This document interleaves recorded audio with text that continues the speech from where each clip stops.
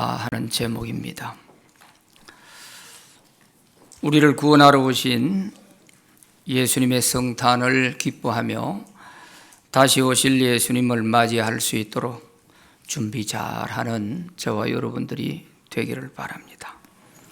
오늘 본문에 보면 예수님이 재림하실 때에 두 남자가 밭에서 일을 하는데 한 사람은 주님이 데려가시고 한 사람은 내버려 두셨다 그랬고, 두 여인이 맷돌에 마주 앉아 맷돌질을 하는데 한 사람은 예수님이 데려가시고 한 사람은 내버려 두셨다 그랬습니다. 왜 그랬을까요? 왜 두 사람이 똑같이 있었는데 한 사람은 데려가고 한 사람은 내버려 두셨을까요? 우리는 복잡하게 여러 가지 이유를 생각할 것도 없고, 천국 갈 준비가 된 사람은 데려가셨고 천국 갈 준비가 안 된 사람은 내버려 두셨다, 이렇게 보면 되지요. 준비가 중요한 것입니다. 이것은 일상생활에 일어나는 일이라는 것이죠. 두 사람이 똑같이 밭에서 평소에 하던 대로 일을 하고 있었던 것입니다. 그런데 한 사람은 예수님이 데려가시고 한 사람은 내버려 뒀다. 두 여인이 맷돌질을 했다. 일상생활이잖아요. 저녁 식사 준비하기 위해서 맷돌에 곡식을 갈고 있단 말이에요. 그런데 한 사람은 천국으로 데려가시고 한 사람은 내버려 두었다. 그것은 준비가 된 사람은 언제 어디서든지 일상생활 속에서 걱정할 것 없이 준비된 사람은 주님이 언제든지 데려가실 수 있다 하는 것이에요. 그러나 준비가 되지 않은 사람은 기도를 하고 앉아 있어도 안 데려갈 수 있죠. 왜? 자기 자신을 위해서 기도하고 있을 때 주님 오실 것에 대해서 관심 없고 그저 눈앞에 있는 이거 해결해 달라고 이런 기도만 하고 앉아 있다면 그 사람은 기도를 하고 앉아 있어도 주님이 안 데려가실 수 있죠. 그러니 다시 오실 주님을 맞이할 수 있도록 어떻게 준비하느냐, 이게 중요한 것입니다. 여기에는 남녀노소가 없습니다. 빈부귀천이 없습니다. 누구든지 믿음으로 잘 준비된 사람은 주님이 천국으로 데려가시고 준비되지 않은 사람은 내버려 둔다. 그래서 오늘 40절 41절 말씀에 보면 한 사람은 데려가고 한 사람은 버려둠을 당한다 하는 이 말이 참 마음에 부담스럽게 다가옵니다. 버려둠을 당한다. 여러분, 우리가 이 땅에 사는 동안에 사람들로부터도 버림받는 것은 굉장히 큰 상처가 됩니다. 어릴 때 부모에게 버림받아 내버려진 사람, 평생 가요. 그 버림받은 상처가 평생을 갑니다. 또 우리가 일상생활 중에서 여러 많은 사람들을 만나게 되는데 내가 지극히 사랑하고 믿었던 사람에게 뒤통수를 맞고 버림받게 되면 그 상처는 세상 떠날 때에도 풀지를 못해요. 풀리지를 않아요. 그만큼 버림받는 자의 상처가 크다는 거예요. 그런데 예수님이 다시 오셨을 때, 이때 우리가 주님으로부터 데려감을 당하지 못하고 버려둠을 당하는, 주님으로부터 마지막에 버림받는 이것은 그거하고는 비교가 되질 않아요. 사람들로부터 버림받는 이거하고는 비교가 되지 않습니다. 이 땅에서는 부모로부터 버림받을 수도 있어요. 사랑하는 사람들, 믿었던 사람들로부터도 배신을 당하고 버림받을 수 있어요. 그러나 이것은 이 땅에 사는 동안까지야. 그러나 우리가 주님으로부터 버림받는 것은 이것은 영원한 버림이 되는 거예요. 다른 그 무엇과도 비교할 수 없는 그런 아픔을 겪게 되는 거예요. 영원한 지옥에 들어가 고통받아야 하는 이런 버림이 되는 거예요. 그래서 우리가 다시 오실 주님 맞이할 준비를 잘해야 되는 이유가 여기에 있습니다. 사람들로부터 아무리 버림받아도 내가 믿음 생활을 잘하고 주님 맞을 준비 잘해서 마지막 날에 주님이 내 이름 불러줘서 내가 주님 손잡고 천국 갈 수 있으면 다 보상이 돼요. 천국 가서는 여기에서 버림받은 그 모든 것 비교할 수 없는 그런 위로와 평안이 있는 거예요. 그러기에 우리가 다시 오실 주님으로부터 버림받지 않고 정말 주님 손잡고 천국에 들어갈 수 있도록 하기 위해 주님 오시기 전에 우리가 어떻게 준비해야 될까 하는 것입니다. 세 가지로 말씀드립니다. 첫째는 항상 준비하고 있으라 하는 것입니다. 오늘 본문 44절에 보면 이러므로 너희도 준비하고 있으라. 생각하지 않은 때에 인자가 온다 말씀하십니다. 여기에 인자는 예수님입니다. 너희도 준비하고 있으라. 왜? 똑같이 밭에서 두 사람 일하다가 한 사람 데려가고 한 사람 버려뒀지 않냐? 두 여인이 같이 맷돌 돌리고 있어도 한 사람 데려가고 한 사람 버려둠을 당했지 않느냐? 너희도 그렇게 버림받고 싶지 않으면 너희도 준비하고 있으라. 그것입니다. 여기서 준비하고 있으라 할 때 이 준비라고 하는 단어가요, 그리스 말에 기네스데라고 하는 그리스 말입니다. 기네스데. 이 말은 미래사를 포함한 현재형입니다. 이 무슨 뜻이냐 하면 앞으로 다가올 일을 포함해서 사용하는 현재형 단어라는 뜻입니다. 그러기에 준비를 하되 항상 준비하고 있으라. 주님이 재림해서 오실 때까지 항상 준비하고 있으라. 그런 뜻이에요. 왜냐하면 우리가 생각하지 못한 때에 갑자기 주님이 오시기 때문이라는 것입니다. 생각하지 않은 때에 인자가 오리라 그랬어요. 그러기에 항상 준비하고 있어야 돼요. 예수님은 예를 듭니다. 도둑이 어느 시간대에 올 줄 안다면 주인이 자겠느냐? 그 도둑을 막기 위해서 자지 않고 기다리지 않겠느냐? 깨어있지 않겠느냐? 이처럼 예수님이 언제 오신다는 것을 알 수 없기에 너희가 생각하지 못한 때에 주님이 갑자기 오기 때문에 그래서 항상 준비된 상태로 살아라. 준비하고 있어라. 그 말씀입니다.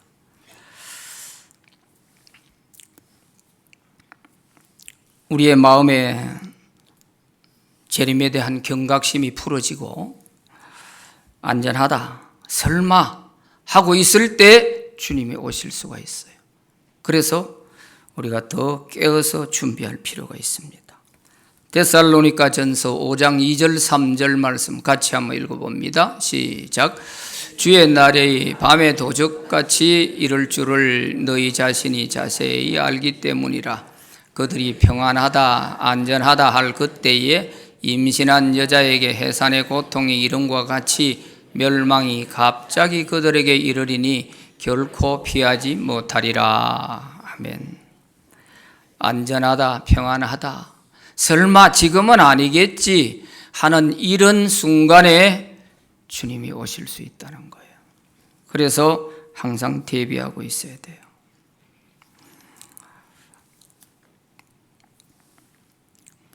주 예수님 언제 다시 올지 한밤에나 낮에나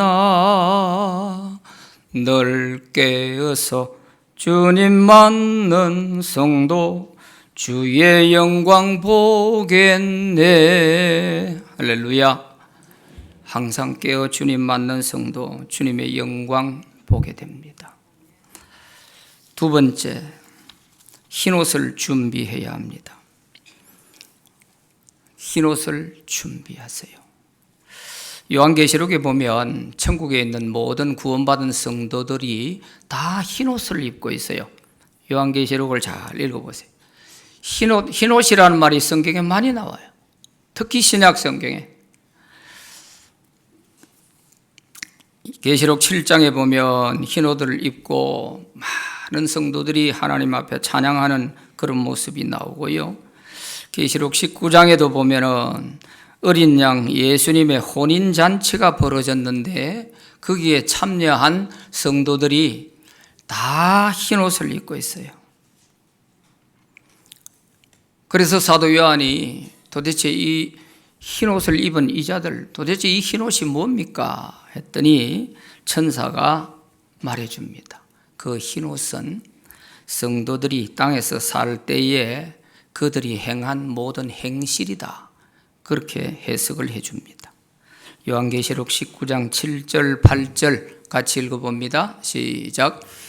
어린 양의 혼인 기약이 이르렀고 그의 아내가 자신을 준비하였으므로 그에게 빛나고 깨끗한 세마포 옷을 입도록 허락하셨으니 이 세마포 옷은 성도들의 옳은 행실이로다 하더라. 아멘.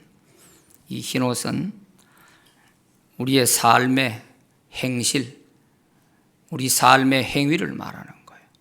어떻게 살아왔느냐 하는 것을 이 흰옷으로 표현하는 거예요. 깨끗하게 살아왔다 하는 그것이 흰옷입니다. 흰옷 하면 뭐예요? 깨끗하다 이거 아니에요. 그래서 흰옷이라는 말이 많이 나오게 돼요. 혼인잔치니까, 예수님의 혼인잔치니까 거기에 참여한 사람들은 마치 결혼할 신부가 남편을 맞이하기 위해서 자기 자신을 깨끗이 단장하는 것처럼 성도들은 주님의 이 혼인잔치에 참여할 준비를 하고 자기 자신을 깨끗하게 몸과 마음을 깨끗하게 하고 올바로 살은 사람은 여기에 다 흰옷 입고 혼인잔치에 참여하게 되는 것이죠. 요한계시록에 보면 7 교회에 대해서 예수님이 평가하신 말씀이 있습니다. 그 중에 4대 교회라고 하는 교회가 있어요. 이 4대 교회를 예수님이 자세히 살펴보니까 4대 교회 성도들 중에 제대로 옳은 믿음 생활을 하는 사람을 찾아볼 수가 없어요. 그래서 성경에 보면 온전한 사람을 내가 찾아보지 못하겠다 그랬어요. 너희들은 살았다 하는 이름은 가졌으나 실상은 죽은 자다 이렇게 말씀하셨어요. 그 말을 다르게 바꾸면 너희들은 교인이라고 말하지만 교인다운 사람이 하나도 없다 그 말과 같은 거예요. 이름만 교인이지 내가 바라볼 때에는 교인다운 사람이 하나도 없다 그 말이에요. 그래서 예수님께서 회개해라. 회개하지 아니하면 너희들이 생각지도 못한 시간에 내가 가서 너희들을 심판할 것이다. 그렇게 말씀하셨어요. 그리고 주님이 말씀하시기를 그런데 너희들 가운데 이 4대 교회 중에 몇 사람, 극소수의 몇 사람은 그 옷을 더럽히지 아니하고 자기 자신을 잘 지키고 깨끗한 흰옷을 입은 사람이 있다. 그 사람은 나와 함께 흰옷을 입고 다니게 될 것이다. 이렇게 말씀을 해주세요. 계시록 3장 4절 5절 말씀 같이 읽어봅니다. 시작.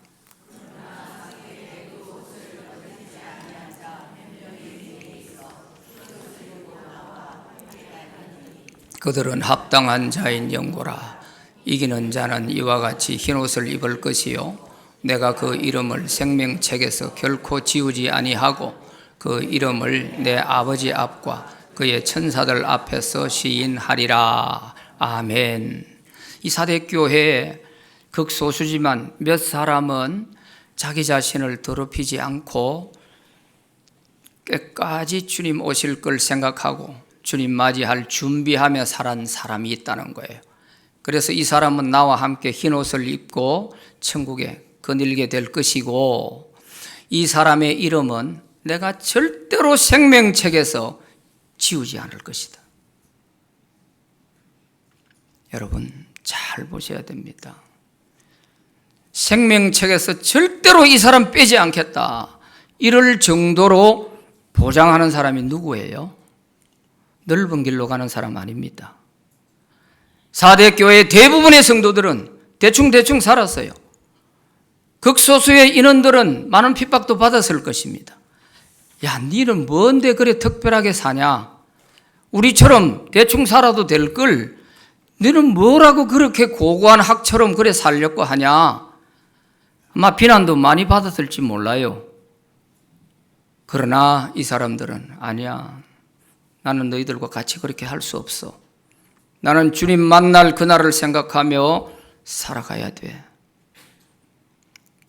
욕을 먹으면서도, 비난받으면서도, 때로는 왕따가 되어 가면서도 이들은 자기 자신을 그들과 더럽히려고 하지 않았어요. 다니엘과 사드락과 메삭과 아벳느고도 그랬잖아요. 바벨론에 끌려간 포로들이 다 대충 살아도 우리는 자기 자신을 더럽히지 않기 위해서 결단을 한 사람들이에요. 그러니까 하나님께서 세상적으로도 크게 쓰시는 거예요. 하물며 다시 오실 주님 만날 준비가 안 된 대충 넓은 길로 가는 사람, 그런 사람을 주님이 데려가시질 않을 겁니다.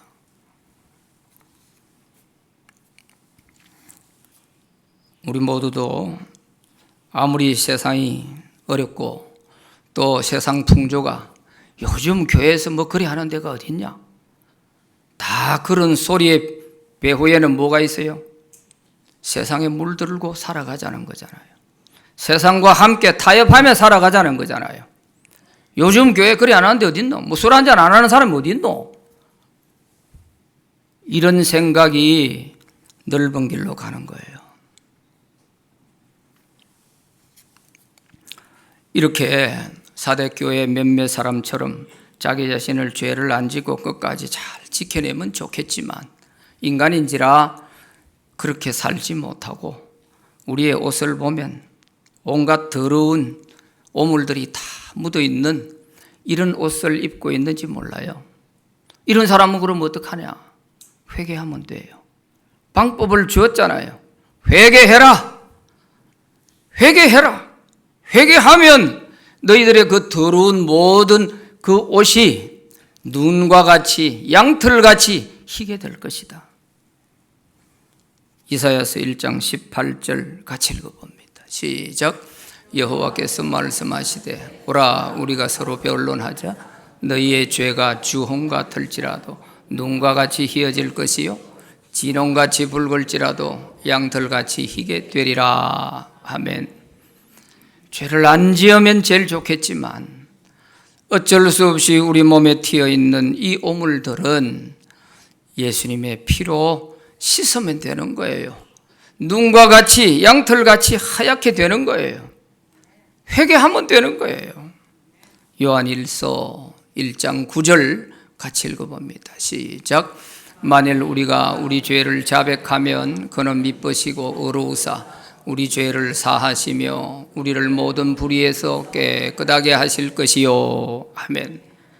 우리가 죄를 자백하고 하나님께 용서를 구하면 주님의 십자가의 보혈로 우리를 깨끗하게 씻어주시는 거예요. 깨끗하게 씻어줘요. 방법이 있어요. 그러니까 죄를 안 짓든지 지은 죄를 회개하든지 우리는 흰옷을 준비해야 됩니다. 오물 묻은 그대로 더러운 옷 입고 주님 나라에 갈 수는 없어요. 주님이 데려가실 수가 없어요.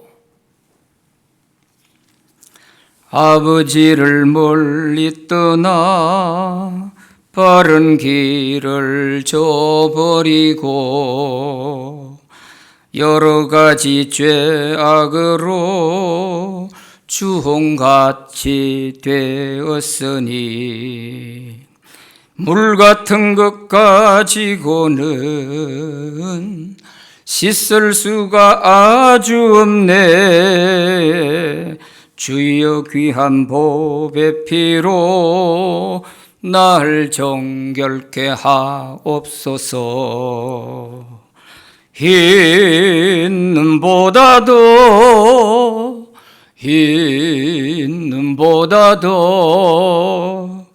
주의 흘리신 보혈로 희게 씻어 주옵소서. 할렐루야. 물 같은 것 가지고 씻을 수 없어요. 비누로 씻을 수 없어요. 주의 흘리신 보혈로 씻을 때에 흰눈같이 양털같이 희게 될 줄 믿습니다.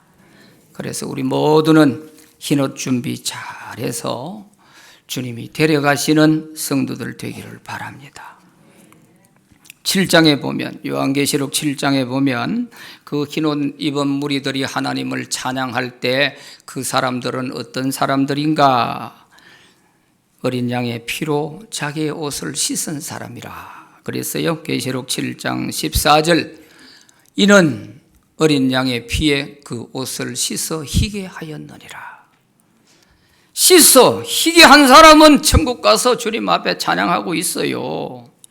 계시록 22장 14절에 그래서 자기 두루마기를 빠는 사람들이 복이 있다 그랬어요. 더러운 옷을 깨끗하게 세탁해서 흰 옷으로 갈아입은 자가 복이 있다는 거예요. 왜? 생명나무에 나아가며 천국의 문을 들어갈 수 있기 때문에 그렇다는 거예요. 그래서 복이 있다는 거예요. 세상 천지 복 다 받아도 천국 문에 들어가는 복 못 받으면 끝이요. 그게 무슨 소용이 있어요? 세례 요한은 이 땅에 와서 딱 한 가지 사명을 위해서 살다가 갔습니다. 예수님 맞이할 수 있는 준비하라고, 요거 준비시키는 일하고 자기의 사명으로 알고 일생을 바치고 갔어요. 회개하라, 천국이 가까웠느니라. 주님이 곧 오셨다. 맞이할 수 있도록 준비해라. 회개의 세례를 전파했어요. 이게 세례 요한의 사명이었어요. 이 사명 한 가지 잘했는데 예수님이 세례 요한을 뭐라고 그랬어요? 이 세상에서 여자가 낳은 자 중에 세례 요한만한 자가 없다. 그게 뭐예요? 세상에서 최고라는 뜻 아니에요. 베드로전서 1장 15절에 오직 너희를 부르신 거룩한 이처럼 너희도 모든 행실에 거룩한 자가 되라 그랬습니다. 어거스틴은 방탕한 생활을 하다가 로마서 13장 11절에서 14절에 있는 이 말씀을 읽다가 회개하게 됐습니다. 이 말씀을 읽는 가운데 어거스틴의 고백록을 보면 하늘에서 빛이 자기에게 확 비춰오는 것 같았다는 거예요. 이 말씀을 읽는 중에 그래서 회개하게 됐다는 거예요. 한번 이 말씀 보시죠. 로마서 13장 11절부터 14절까지 같이 읽어봅니다. 시작.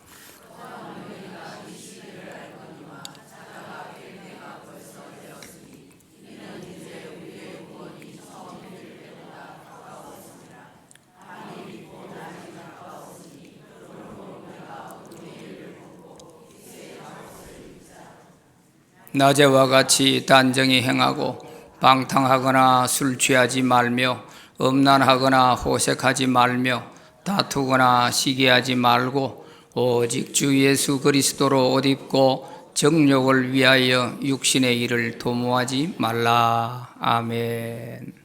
이 말씀을 보는 순간에 어거스틴이 빛이 비치면서 자기의 이제까지 살아온 그 더럽고 추한 모든 삶이 막 그림처럼 펼쳐지는 거예요.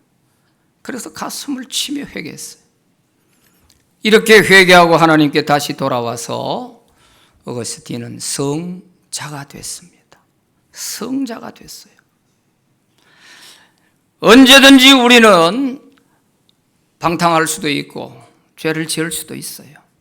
그러나 회개하고 흰옷 준비해서 주님께 가면 돼요.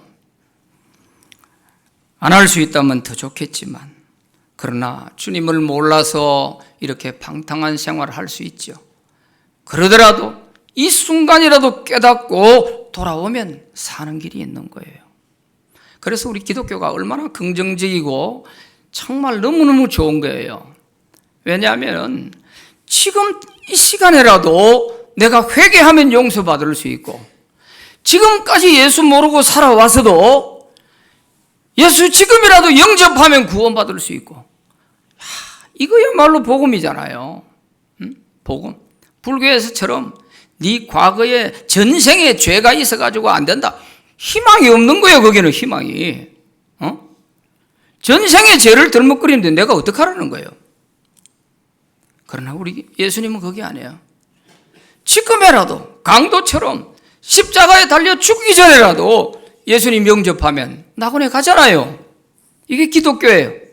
아무리 죄를 많이 짓고 살아도, 몰라서 알고 지은 죄 모르고 지은 죄 많아도 지금이라도 회개하면 흰옷을 입혀주잖아요. 이게 복음이에요. 우리 모두 흰옷 준비할 수 있기 바랍니다. 세 번째, 기도하며 맡은 일에 충성해야 합니다. 예수님이 다시 오시는 것은 심판하러 오잖아요. 믿는 자를 위해서는 심판하러 오시는 게 아니고 결산하러 옵니다. 결산하러. 그래서 맡은 일에 대해서 충성해야 돼요. 오늘 본문 45절 46절, 충성되고 지혜 있는 종이 되어 주인에게 그 집 사람들을 맡아 때를 따라 양식을 나눠줄 자가 누구냐. 주인이 올 때 그 종이 이렇게 하는 것을 보면 그 종이 복이 있으리로다 그랬습니다. 충성되고 지혜 있는 종이 되어라.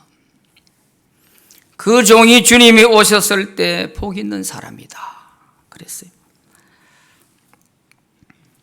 주인이 종들에게 집안일을 맡겨주면 주인이 볼 때나 안 볼 때나 성실하게 이렇게 잘 하는 사람이 있고, 주인 앞에서는 잘하는 것 같았는데 주인 안 보는 뒤에서는 엉뚱한 짓 하는 사람도 있죠. 그래서 이 충성이라고 하는 단어가요, 그리스 말에 피스토스라고 하는 단어입니다. 피스토스. 이게 충성이라는 단어인데, 이 단어는 믿음이라고 하는 단어와 뿌리를 같이 하고 있습니다. 믿음이라는 단어를 그리스 말에 피스티스라고 해요. 피스티스, 피스토스, 요거 차이. 이 말은 뿌리가 같다는 뜻입니다. 그래서 충성하는 사람은 반드시 믿음이 제대로 된 사람이고, 충성이 안 되는 사람은 믿음이 시원찮은 사람이에요. 이게 같은 뿌리에 있기 때문에 그래요. 그래서 우리가 일을 맡길 때 그 사람에게 뭘 보고 맡겨야 되냐면 믿음을 보고 맡겨야 돼요. 믿음이 신실한지를 보고 맡기면 분명히 충성이 됩니다. 그런데 믿음이 시원찮은 사람에게 맡겨놓으면 그 일이 끝까지 안 가요. 하다가 중간에 집어치워요. 요거 차이입니다. 그래서 충성은 반드시 내 믿음을 점검해 봐야 돼요. 뭘 하나 맡으면 끝까지 가지 못하고 중간에 집어치우는 사람 회개하세요. 살 길이 있습니다. 믿음이 시원찮은 거예요. 내 믿음이 이것밖에 안 됩니다 하고 증명하는 것밖에 안 돼요. 그래서 이 충성이라는 단어 피스토스의 뜻이 신실하다, 믿을만하다 그런 뜻이에요. 그래서 믿을만한 사람, 주님이 보실 때 믿을만한 사람이 돼야 돼요. 믿을만한. 목숨 내놓으라 이거 아니에요. 크든 작든 내가 맡은 일에 대해서 때로는 힘들 때도 있고 때로는 잘 될 때도 있고 그렇겠죠? 그런 것 저런 것 다 해서 끝까지 잘 마무리해내는 거, 이게 충성이에요. 충성. 저는 목사로서 지금까지 살아오면서 목사가 해야 될 일의 충성이 뭐냐? 하나님 말씀 잘 준비해서 잘 전하는 거. 한 사람이라도 교인들에게 말씀으로 가르쳐서 믿음 바로 세우는 거. 이게 목사에게 가장 중요한 일이고 또 이 일에 충성해야 되죠. 그래서 수없이 설교를 해도 설교만큼은 대충 할 수가 없어요. 그 자리가 어느 자리인데요? 설교만큼은 대충 할 수가 없어요. 지금까지 제가 수십 년을 해왔는데 대충 할 수도 있잖아요. 앞에 했던 설교 보고 대충 짜집기 할 수도 있죠. 저는 이것만큼 그렇게 못했어요. 그래서 지금까지 모든 설교한 내용이 저한테는 컴퓨터에 다 들어있거든요. 이 본문을 가지고 언제 설교를 했나? 그때 어떻게 설교를 했나? 다 확인을 해요. 확인을 해서 했던 것도 하면 안 되지. 이거는 교인들 앞에서 목사가 사기치는 거지. 이런 생각이 들어서 설교 준비만큼은 잘하든 못하든 최선을 다하려고 하죠. 그래서 충성이라는 것은 자기가 할 수 있는 영역에서 최선을 다하는 게 충성입니다. 내 능력 밖의 것을 하나님이 내놓으라 하지는 않으실 거 아니에요. 그래서 저는 설교 준비에 신경을 많이 쓰는데, 이제 금요일 날 저녁에 제가 목양실에 들어가면 거의 토요일 새벽까지 밤을 새울 때가 많아요. 주로 제가 들어가는 시간이 3시에서 4시 사이에 이제 집으로 들어가게 돼요. 토요일 날. 그래 들어갈 때 보면 요 비전센터 그 주차장 그 구석에 거기에 보면은 할아버지 한 분이 파지를 수거하고 있어요. 파지를. 그 새벽 3시에서 4시 사이에 파지를 수집하고 있어요. 그걸 보면서 제가 참 많은 생각을 하게 돼요. 가다가 도로 돌아가야 되나? 또 목양실로 다시 갈까? 이런 생각이 들 때가 있어요. 저 할아버지는 파지 한 장 줍는데도 남들이 가져가기 전에 새벽 3시에서 4시 그 사이에 와가지고 가져가시는 거예요. 그런데 나는 설교 준비를 할 때 저렇게 하냐? 이런 것이 생각이 드는 거예요. 그래서 엘리베이터를 타고 올라가면서도 마음이 편치를 않아요. 다시 목양실로 가야 되나? 이럴 때가 있어요. 충성이라는 거 쉽지 않다는 뜻입니다. 나의 가는 이 길 끝에서 주님 배우리라 찬양했잖아요. 우리 모두가 가는 그 인생의 끝에서 우리는 주님을 만나게 될 것입니다. 작은 일, 큰 일 가리지 마시고 주님이 우리에게 맡겨주신 일에 대해서 끝까지 충성하세요. 한번 연초에 맡았으면 연말까지 끝까지 감당해내는 그게 충성이에요. 충성. 힘들다고 중간에 놓아버리고 이런저런 사정이 있다고 놓아버리고 이렇게 되면 그 충성이 안 됩니다. 그런데 오늘 본문에도 보면 악한 종이 나와요. 48절부터 51절까지에 보면 이 주인이 맡긴 종들 중에는 악한 종이 있는 거예요. 충성하는 사람이 있는 반면에 악한 종이 있어요. 주인 앞에서는 충성하는 것 같아가 맡겨주었는데 주인이 안 보는 뒤에서는 엉뚱한 짓 하는 거예요. 자, 48절부터 51절까지 읽어봅니다. 시작.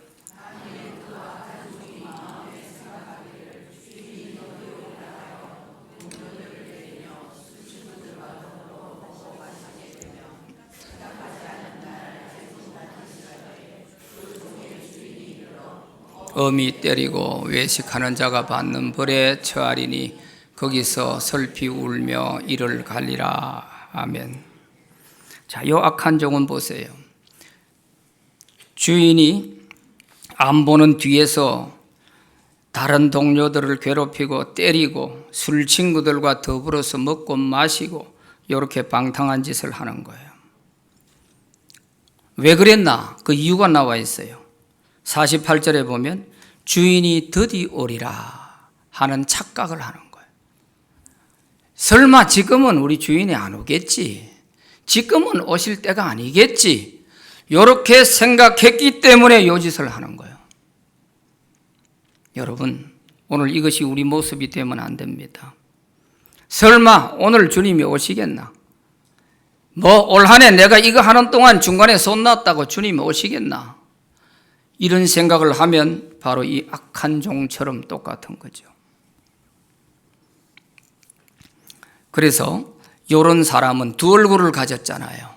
주인 앞에서는 잘하는 척 했는데 안 보는 뒤에서는 방탕한 짓 하고, 이게 위선자고 외식하는 사람이지요. 그래서 이런 사람은 주인이 왔을 때 어떻게 처리를 하느냐? 엄히 때리고 외식하는 자가 받는 벌에 처하겠다. 51절에 말씀하고 있어요. 외식하는 사람. 왜? 두 얼굴을 가졌으니까 외식하는 거죠.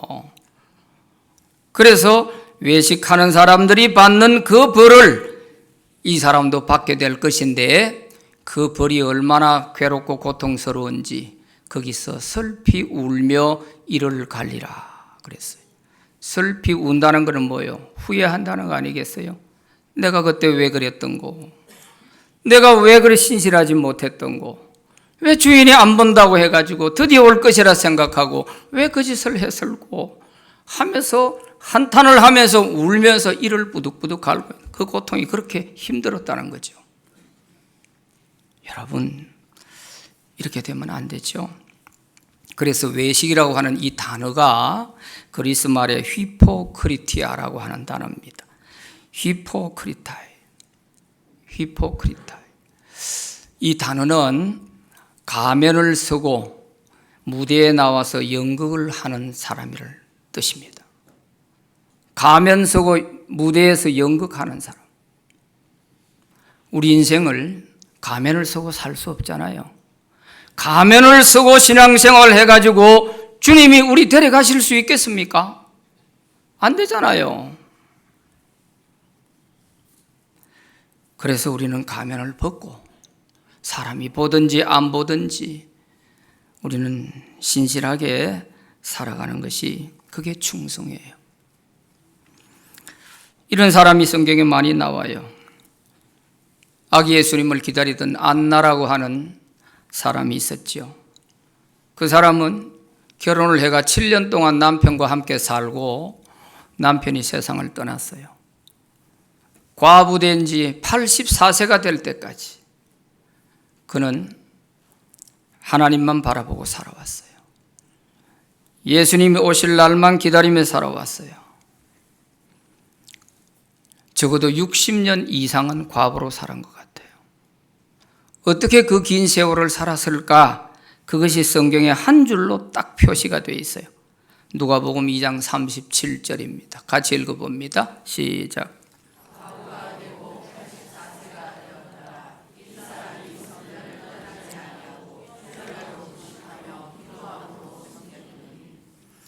보세요. 그는 성전을 떠나지 아니했습니다. 주야로 금식하며 기도했습니다. 그래서 하나님을 끝까지 섬길 수 있었어요. 성전을 떠나지 않았다는 건 하나님 떠나지 않았다는 뜻이죠. 주야로 금식했다는 것은 왜 금식했을까요? 그냥 기도만 가지고 안 될 때는 금식을 하면서 기도한 거예요. 젊은 날에서부터 혼자 살아왔잖아요. 이겨낼 힘이 모자랄 때는 금식을 하는 거예요. 금식. 육신의 정욕과 온갖 혈기 이런 것이 막 젊은 날에 끌어오를 때 기도만 가지고는 기도가 안 돼. 그러니까 금식을 하는 거예요. 금식 기도가요, 참 유익한 게 있습니다. 혈기를 죽이는 데는 금식 기도만 한 게 좋은 게 없어요. 왜? 금식을 해보니까 내가 죽게 됐는데 뭐 다른 사람 욕할 틈이 어디 있어요? 싸울 힘도 없어요. 그래서 여러분, 혈기 잘 부리거들랑 금식을 자주 하세요. 금식 자주 하시는 게 좋아요. 이렇게 금식을 하면서 84세가 되도록 예수님 오시기만 기다렸다가 예수님 만났어요. 오늘 우리에게도 이런 기다림이 있나 하는 것입니다. 정말 이렇게 기다리며 하나님을 섬길 수 있는 사람이 있나 하는 것이죠. 그래서 기도가 필요합니다. 우리가 충성할 때 기도하며 충성하며 우리가 기다려야 되는 거예요. 기도하면서 충성해야 돼요. 기도 없이는 안 돼요. 누가복음 21장 34절에서 36절까지 같이 읽어봅니다. 시작.